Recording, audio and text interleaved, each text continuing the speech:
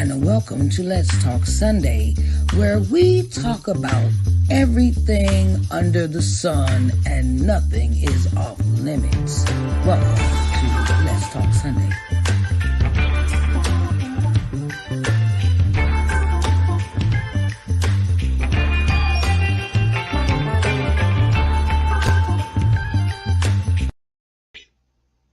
Good morning, everyone. How y'all doing today? Hello, welcome to Let's Talk Sunday. Hey, how y'all doing? What's up?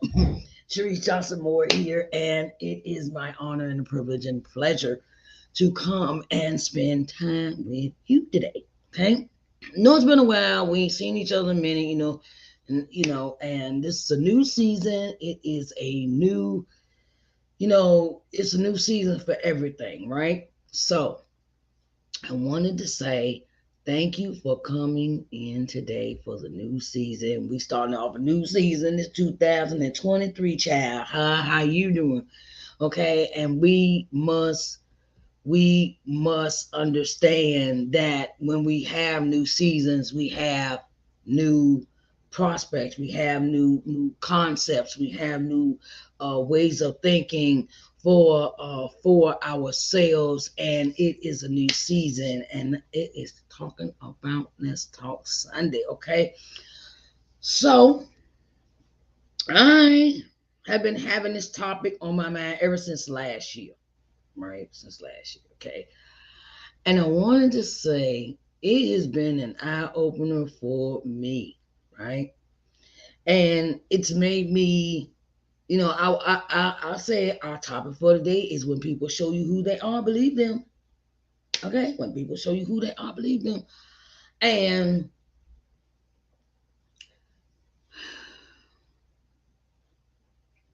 okay, so last year was an eye opener for me towards the end of last year, and it is still, God is still opening my eyes. God is still telling me what's going on. God is still doing what God is still doing what he's supposed to do. He's showing me, took the blinders off last year, and now he's still showing me right now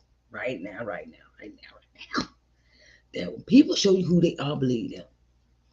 And I don't mean that in a way of, okay, well, I'll just say this, okay? When people have a tendency to tell lies, tell fibs, and mislead you, misguide you, and then drop the ball on you, and they renege on what they say, they renege on what they agree with you about, they're showing you who they are. And that's that there. Sometimes people we get in our lives, we've gotten so comfortable with their dysfunction that we got blinders on for them. Sometimes when we have people in our lives and we've gotten so comfortable with them that you have blinders on your eyes. Okay, I know that may sound like a word, but I'm gonna get to you today, right? So my thing to you is take the blinders off. I know that might be your best friend, but if you're always giving and they're always taking, take the blinders off. If you're always there for them and they're not there for you, when you take the blinders off.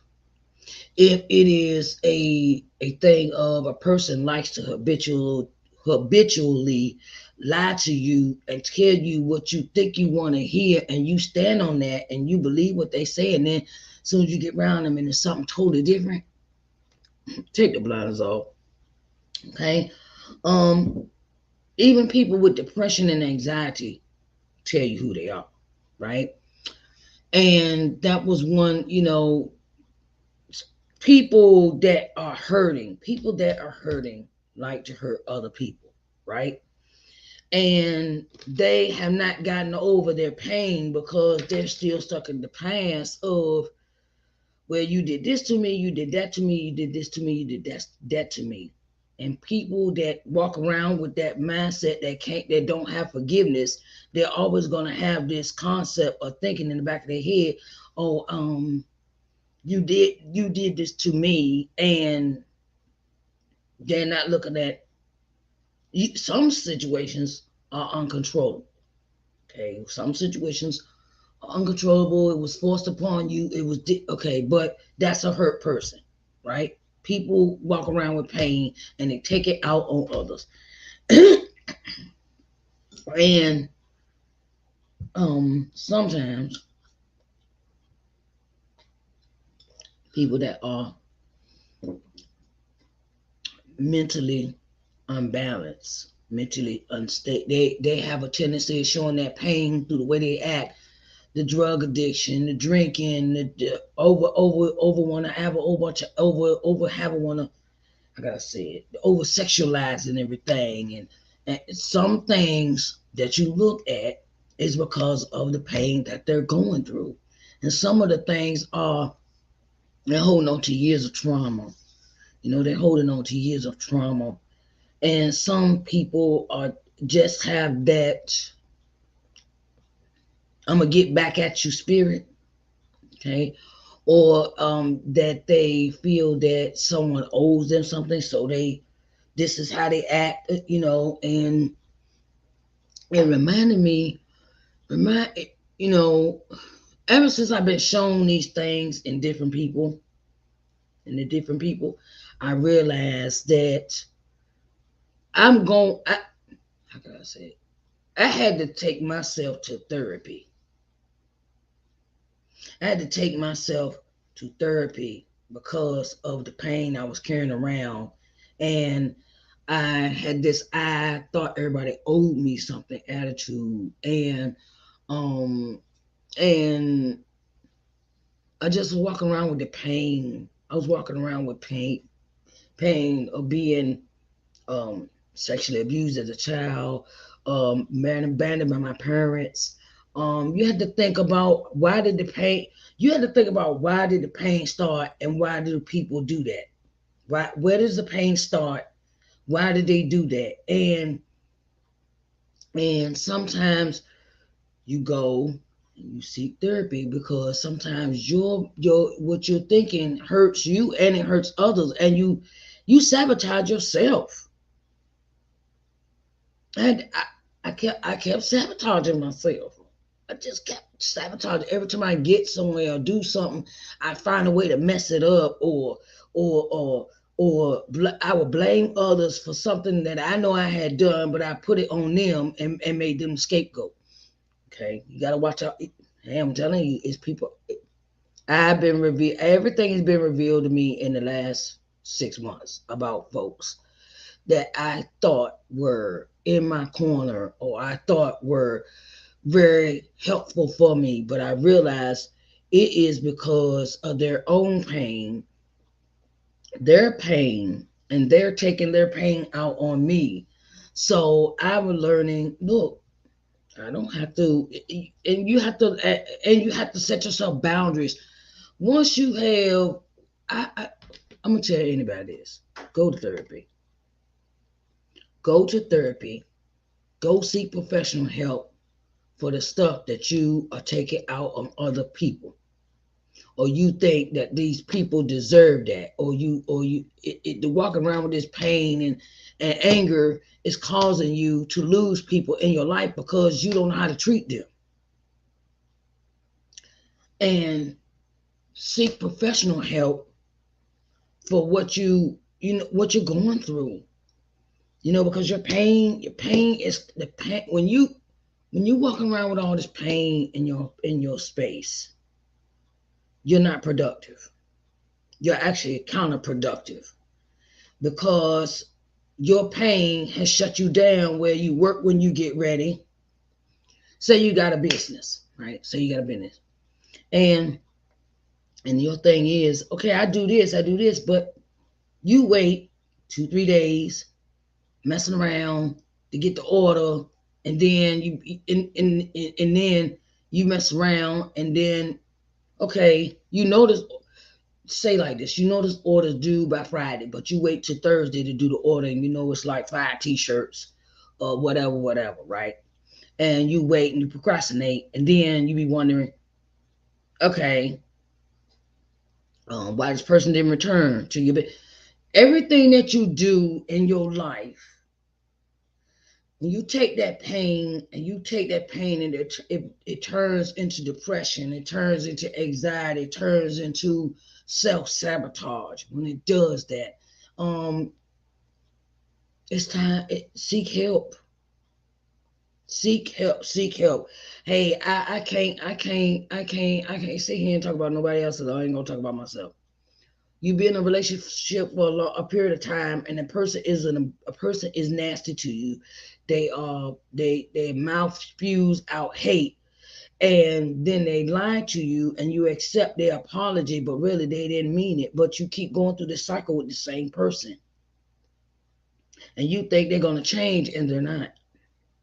And you realize that when people show you their pain, they show you their pain. People, and they show you their happiness. They show their happiness. Oh, I'm happy. You know. You know. Some people are just, everybody not walking around with pain. Let me straighten that out. Everybody's not walking around with pain and sorrow and malice and hatred. And everybody not walking around with that. Okay, some people that genuinely happy. They happy about their life. They happy about what God is doing in their life. They happy. They stay positive. They talk positivity to other people. They encourage other people. They do a lot of stuff, and it's like, okay, all right. I want to be around that positivity. And that was one thing I had to decide in my life of this year, whether I was going to stay around the people that were miserable, or were I going to stay with the people that's positive. Am I going to be around? You can love someone but so much, okay?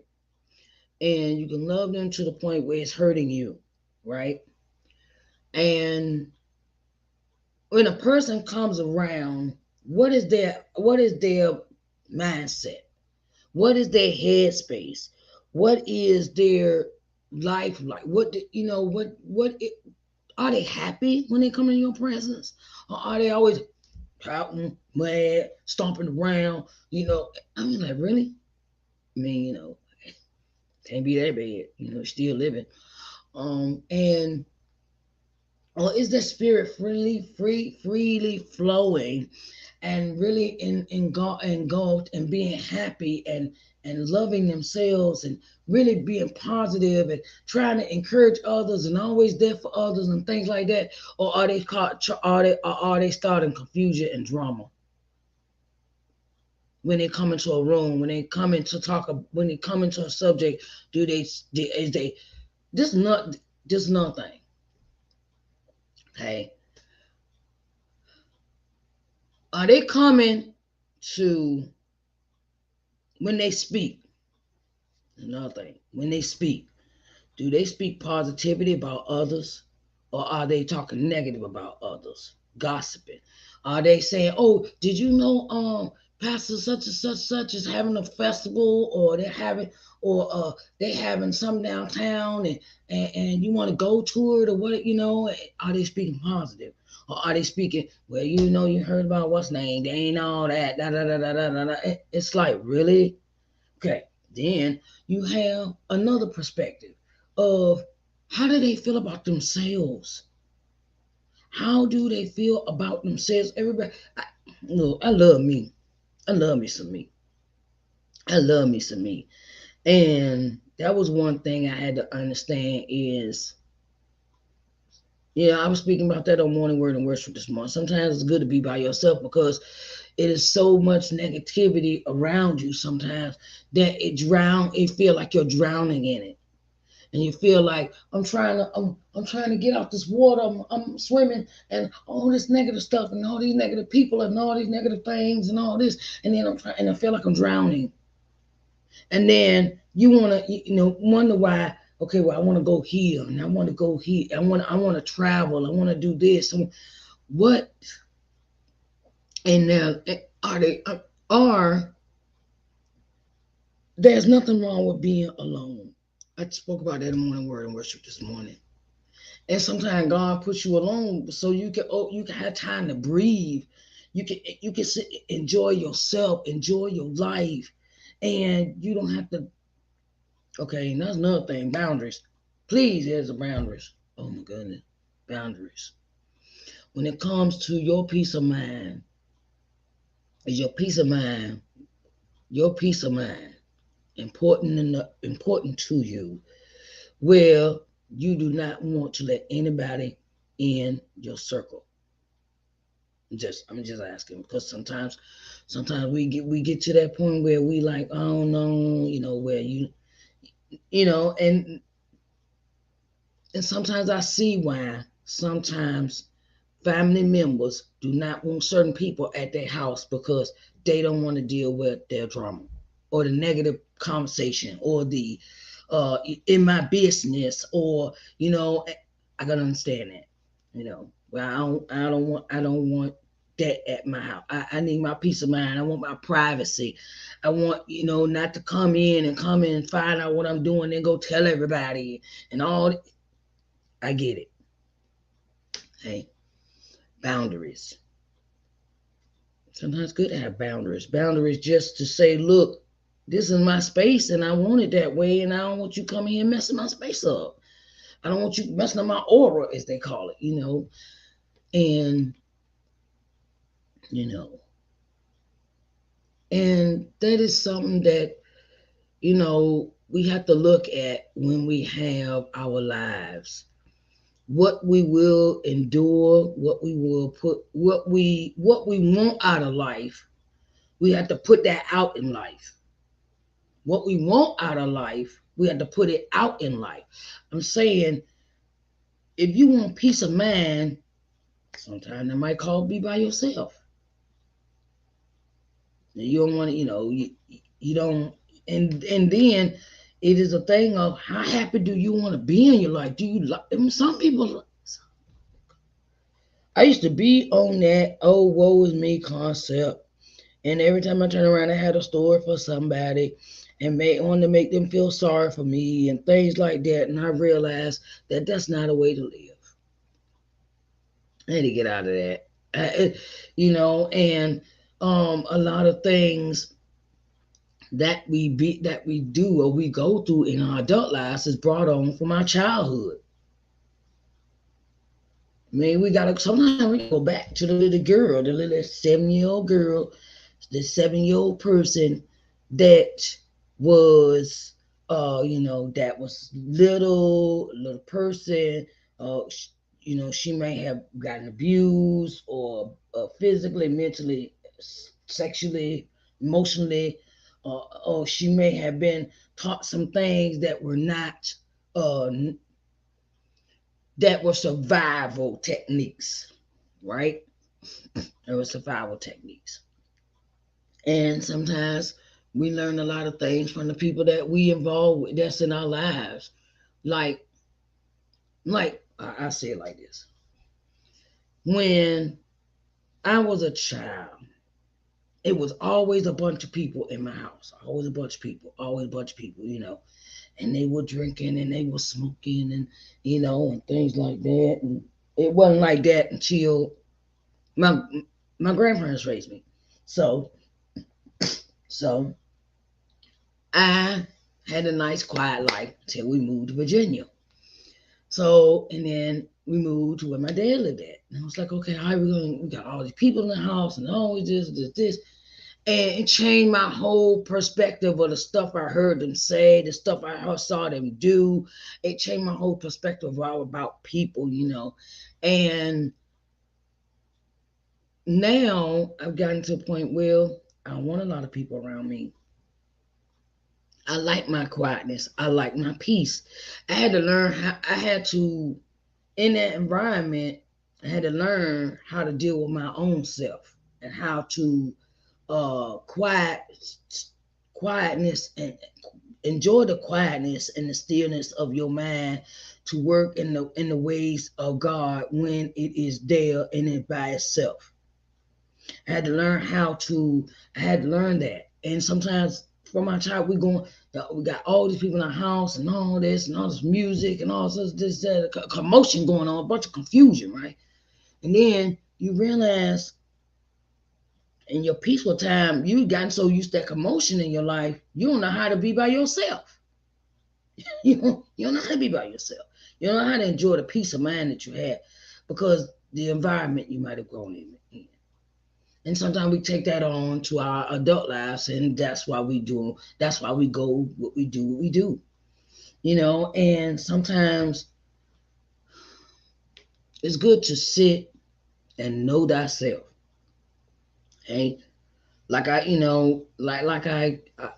try to like me as a person, like me as a person. I turn around. I like my quiet time. I like to take naps during the day. I like not being disturbed.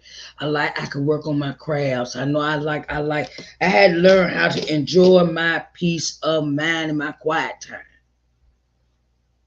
I learned that. Now that's all I want. Just want peace and quiet. I don't, you know, and sometimes that even causes us that we have to let go of people that we've been hanging on by a thread, child. Hanging on by a thread. You know, sometimes it calls for separation. Sometimes it calls for you to really evaluate your life. Evaluate your life with the people that's in it. And you want to be happy, but you keep doing stuff to sabotage yourself. It's like, oh well, I'm gonna go ahead and do this. I'm gonna go ahead and do this, but I'm gonna go okay, like I didn't know how to be without. I didn't know how to be. I did not know how to be by myself without a man, cause I was so busy looking for a father figure, and I would take anybody I wanted, anybody that came along, said I was pretty, said I was this, said okay, and then I had to learn. I had to learn a man doesn't complete me. That was something that some things that we when we look at ourselves and we evaluate ourselves, what problems we have within ourselves instead of pointing out everybody else's problems. That's some things I had to point out I had to figure out, reevaluate myself and say, okay, is this the person I want to be represented when I meet people? Is this the way I want it to be? Is that how it's going to be? Okay, well, this is how. Oh, I step into somebody's fora and hey, how you doing? My name is da da da da da, and this, that, and the third, da da da, and I got a sob story to tell. I meet somebody and something woe is me, and there's always something wrong with me, and I'm ready to tell someone. Can you? I mean, can you introduce yourself better than that? I had to learn how to do that. I had to learn how to reevaluate myself and stop showing people the parts that of me that were broken. I had to stop showing people the parts of me that were broken when I met people. I had to show them I'm not bro. I had to show them, look, this is me. I like this life now. I've changed. I want to introduce you to the new me. I want to show you I want to show you who the new me is. And some say, "Oh, she acting bougie, and that she acting all that." She used to be there, and that's the problem. That's the problem. And then this is another thing: we gotta stop trying to satisfy everybody else's need about the way the person we supposed to be. Stop trying to satisfy everybody that they have put you in a box. They have put you in a box and thought that was all you were going to be. That ain't that. I'm not that person no more. You know, they used to me, oh well, she's a drug addict, oh she's this, da da da da da da da da da. You know, and that's like, okay, if that's how you think of me, that's you. We have to, and when we hear people say those comments about us, about our past, I ain't learn. I ain't look. I ain't trying to. I don't have. You don't have a heaven or hell to put me in. You do not have a heaven or hell to put me in. And there's nothing wrong with us changing. It's nothing wrong with us changing ourselves for the better. It just shows that over a period of time, if that's all you think of me as, well, hey, that's your problem, not mine. And you've done your work, you've done your correction, you've improved yourself, you learned new skills, you went back to school, you did this, you have done some things in your life, and I had to tell someone this. You don't live there anymore. You don't live there anymore. Leave your past where it's at, because that's not where you live anymore. Look at how evolved you have become. I had to speak this to a person, and they were so negative and so and they was always thinking about their ex and this and the other. And I was like, look, ain't trying to hear that. Look at what you've done. You got your own place. Well, you were living at before. You turned around, you didn't have no water, you didn't have no dish, you didn't have that. You had to struggle. You were struggling. Now you got everything on your own. Can you once say, "Ooh, I did a good job. I'm happy now"? Sometimes we keep our own selves in a prison. Sometimes we keep our own selves in a prison, and that's not fair to what blessings God have given you. Sometimes we keep our own selves in a prison because we still want to be tied to this person. We still want to talk about this person. We still want to look. You and that person don't talk no more. So why do you need to? Sometimes, like I said, you got to sometimes call boundaries and leaving people alone. If that person was not good for you, why are you still tied to them? Why are you still? If it's over with, keep it moving. Look at what God has giving you a new place, giving you a car, giving you a job, giving you all these things, and you still want to whine about where you used to be at? Please. Okay? Sometimes we gotta learn how to let go of the past, learn how to let go of stuff and stop holding on to all that old stuff. And you living in the past, and then it's that woe is me and feel sorry for me. And I had learned this myself. In order to get out of the woe is me song, I had to start making me some new music. Okay, and what I'm gonna do with my life now, and this has happened, and okay, let me go ahead and prove it. And when God opens a door for you, walk through that door of newness. Walk through that door of I want to love on me for a change. I want to love on me. I want to do for me. I want to be able to provide for me and not sit around and just deal with that life of I want to be in this box, and I want to show, and I want to take my hatred and bitterness out on other people. You know, and it's terrible, but people do it. But you have to love yourself unconditionally.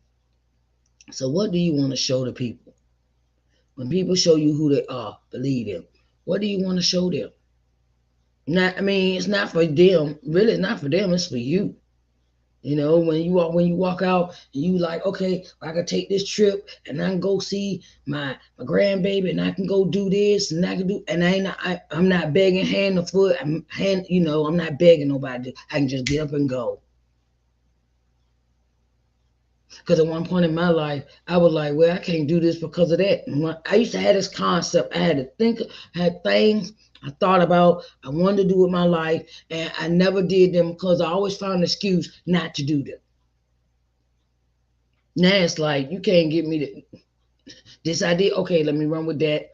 Now, I have freedom. I made freedom in my life where I don't want to change who I am for anybody because I've turned into a new creature in Christ.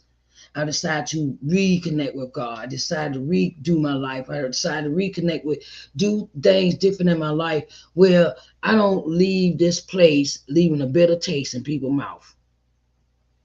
I want my kids to be happy. I want them to be I want them to outlive me. I want them to have what they need from me. I want them hold on, look. It says, God grant me the serenity to accept the things that cannot change.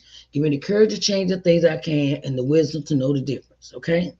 Those principles I have lived by since I lost my three: my grandma, my dad, and my mom. It has benefited me a lot and it's changed me for the better as a better person. And they don't want to grow with you, they don't go with you. Okay. I love y'all. I just want to just put that out there and show you and let you know that you can have a better life. You can have a better mindset.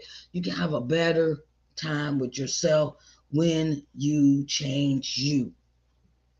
When you change you. Stop trying to change Sally Sue, Sally Jane over there. Change you.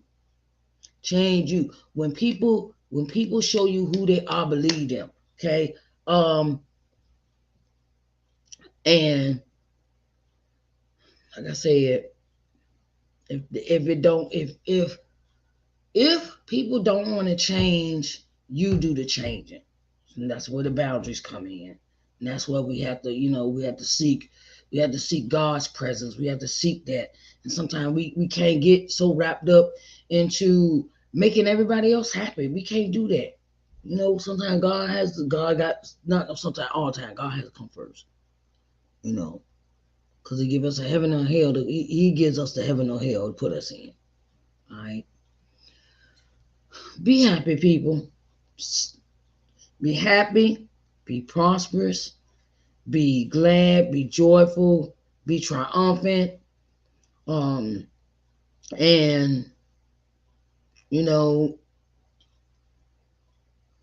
change is good. Change is marvelous. Change is wonderful. Change is everything. And be happy with you. Okay? All right. And I love y'all. And I want to say it is an honor and a privilege to be coming to you with this book. Coming to loving yourself. Okay? And I always talk about these topics all the time. Okay, we got the autobiography inspirational book, and we have the workbook, for us, the workbook. It is called Study Guide to Building Your Self-Worth. I put these two books together because I want you to work on you. Because this the title God gave me. I was sitting in my mom's funeral, and the Lord spoke to me while I was in my mom's funeral, and He said, "Write the book." I'm like, "What book?" I'm sitting there thinking, "Okay, am I the only person?" God said, "Write the book." And then the next day, He said, "The book. This what the book title was going to be: Coming to Loving Yourself."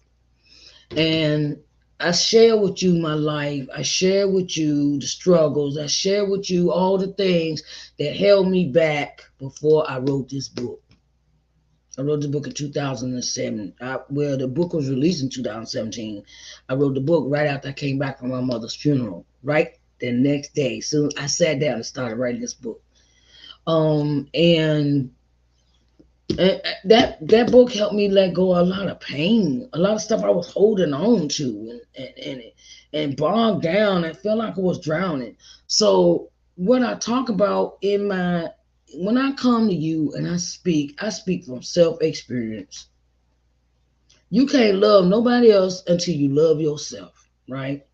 You can find the book I'm Gonna Love Yourself and the study guide to building your self-worth on my website at www.ShariceNJohnsonMoore.com. It's at the bottom in the ticker taper. You can go there. Both books 28 piece, 28 piece, 28 piece. Okay, and I want to it's also available on Amazon.